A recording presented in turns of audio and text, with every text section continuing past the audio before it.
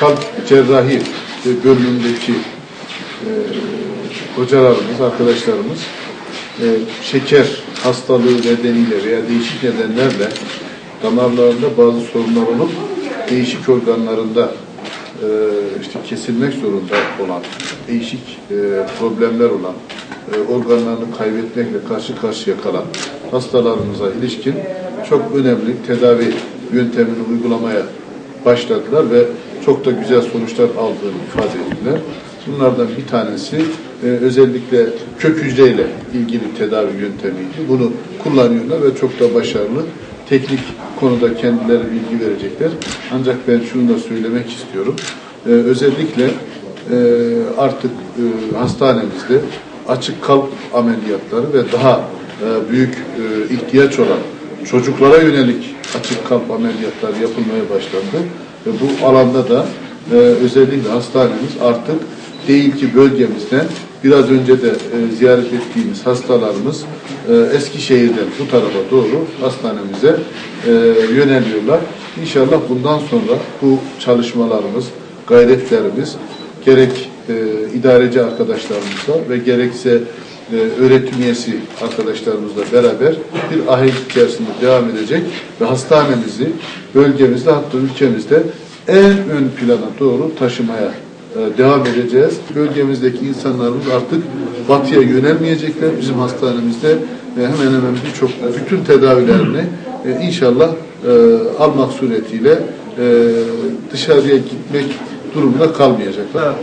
Devletimizin ödediği SUT ödemeleriyle bulunan adipoz dokudan alınan ve zenginleştirerek diz altında amputasyon yani kesilme kararı vermiş olan hastalara uygulayarak bunlardaki diyabetik yara, iskemik yaralar sonucu ayaklarında kesilme riskiyle karşı karşıya hastalara bu kök hücre tedavisini uygulayarak ayaklarında kurtulmaya yardımcı oluyoruz. Kesilmekten kurtarıyoruz. Şu anda yaptığımız bu.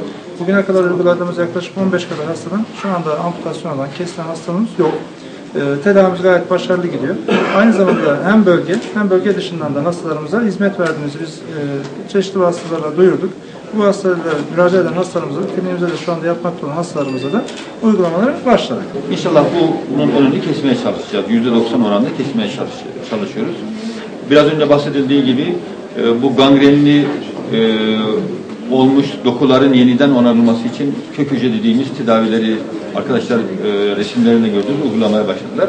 Ayrıca biliyorsunuz önemli tedavi yöntemlerinden birisi bölgemizde yapılamayan organ veya karaciğer nakilleriyle ilgili çalışmalarımız var. İki arkadaşımız böbrek nakli için gittiler. İstanbul'da çok önemli bir merkezde eğitimlerini aldılar. Bu Aralık sonu itibariyle gelip başlayacaklar. İnşallah 2014 yılı içinde de biz böbrek nakillerine başlamış olacağız. Şu anda hastanemiz 650 normal hasta yatağı artı 120 yoğun bakım yatağına sahip. Doluluk oranımız %95'lerin üstünde. Tabii bu hastamız da oldukça fazla. Bazı bölümlerde birkaç aya randevu vermeye başladık. Şimdi bir de tabii dışarıdan hastalarımız da özellikle kendi bölgemizin dışında da hastalarımız gelmeye başladı. Tabii bizim üniversitemiz ve hastanemiz için son derece iyi bir şey ama tabii yatak kapasitemiz şu anda bunu kısıtlamaya başladı. İnşallah hocamızın girişimleriyle yeni hastane ek binalara ihtiyacımız olacak. Bunları yaptığımızda inşallah hastalarımızı randevu vermeden, bekletmeden daha iyi hizmet vermeye çalışacağız. Tamam hocam, biraz fotoğraf alsın arkadaşım, sonra kamera gelecek.